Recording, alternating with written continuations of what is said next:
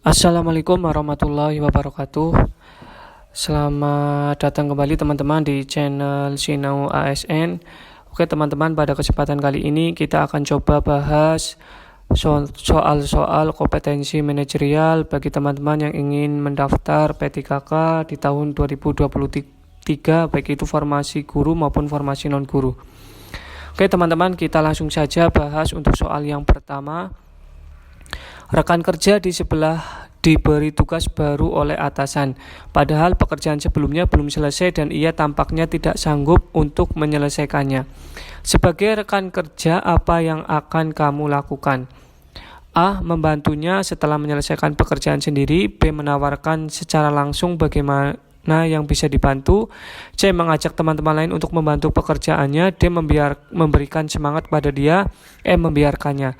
Nah, oke teman-teman, pada kasus soal-soal seperti ini, pada kompetensi manajerial, kedepannya mungkin akan selalu ditemukan ya teman-teman. Jadi kata kuncinya ketika kita melihat teman kita kewalahan dalam tugasnya, tetapi sebagai teman kita juga mempunyai tugas sendiri ya teman-teman. Kita bisa membantunya, tetapi kita harus memprioritaskan tugas kita juga harus selesai teman-teman. Itu kata kuncinya ya. Jadi kita harus bisa membantunya, tetapi kita harus menyelesaikan tugas kita terlebih dahulu. Seperti itu teman-teman. Jadi kita bisa lihat di pilihan gandanya yang A, membantunya setelah menyelesaikan pekerjaan sendiri. Ini jawaban yang paling nilainya tertinggi teman-teman. Jadi membantunya tapi setelah pekerjaan kita selesai ya teman-teman. B. Menawarkan secara langsung bagaimana yang bisa dibantu. Ini bukan jawaban yang tepat. Mengajak teman-teman lain, ini juga bukan jawaban yang tepat. Memberikan semangat kepada dia, ini juga bukan jawaban yang tepat ya teman-teman. Bukan jawaban dengan nilai tertinggi. Apalagi membiarkannya, ini juga bukan jawaban yang tertinggi ya teman-teman. Lanjut untuk soal yang kedua. Anda sedang mengerjakan tugas di perpustakaan dan 1 jam lagi harus selesai. Tiba-tiba ada teman Anda yang menanyakan letak suatu buku. Apa yang Anda lakukan? Nah, di sini di kasus yang ini teman-teman,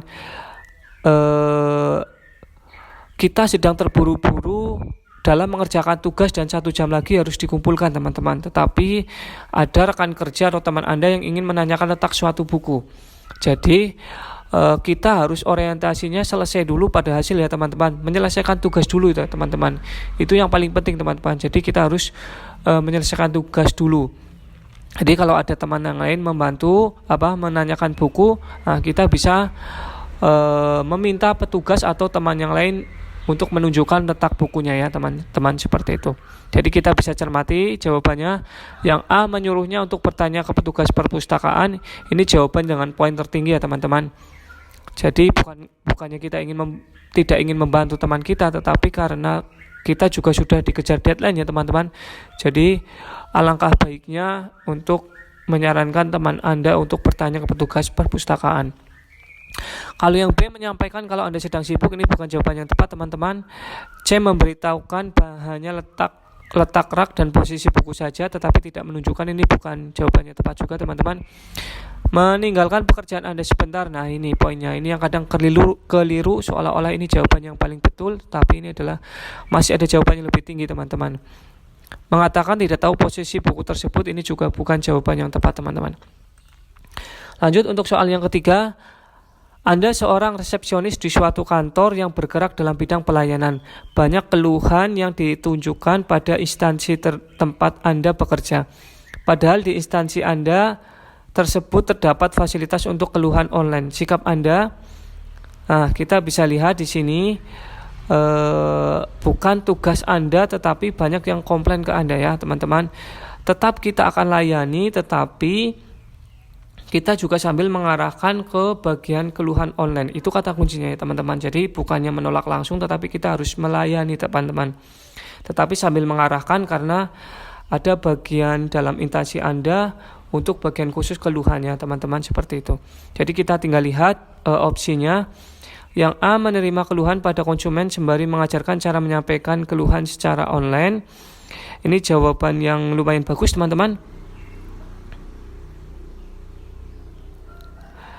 Ini bagus juga, tetapi ini poinnya masih kurang tinggi ya teman-teman. Ini hanya menerima saja teman-teman, tidak menanggapi ya teman-teman. Kalau yang B kita lihat menerima dan menanggapi keluhan sembari mengajarkan cara menyampaikan keluhan secara online. Nah, selain menerima juga menanggapi keluhannya dan mengajarkan. Ini yang paling lengkap teman-teman. Ini poin yang paling tinggi teman-teman.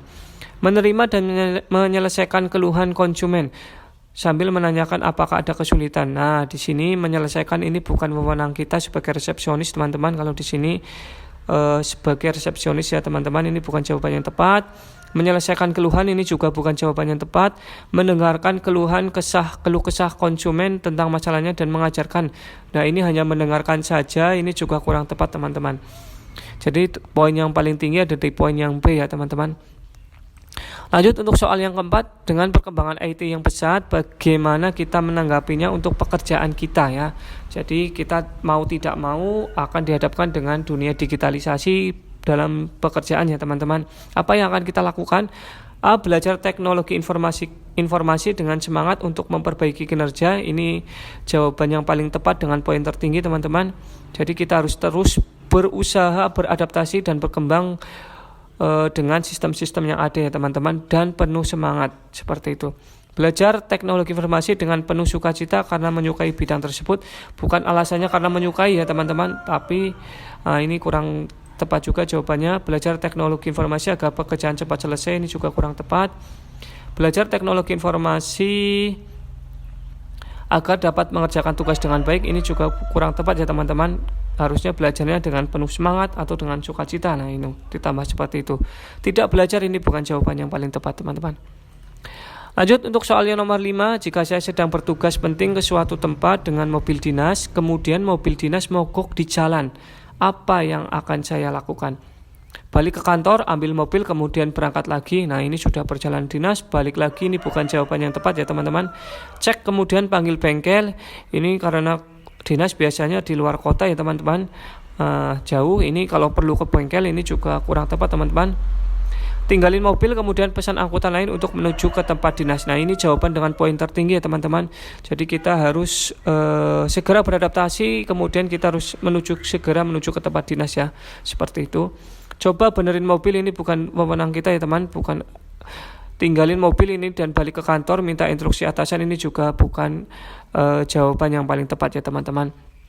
Jadi kata kuncinya, ketika dihadapkan dengan suatu masalah, kita kemudian, apalagi di sini kasusnya perjalanan dinas ya, kita harus segera sampai ke tempat dinas, tidak kembali lagi ya teman-teman. Kalau kembali lagi perlu memakan waktu dan perlu memakan biaya teman-teman, seperti itu. Oke, terima kasih. Semoga bermanfaat teman-teman. Terima kasih atas perhatiannya. Jangan lupa subscribe. Semoga teman-teman yang mendaftar P3K tahun ini bisa diterima pada instansi yang teman-teman pilih. Terima kasih atas perhatiannya. Assalamualaikum warahmatullahi wabarakatuh.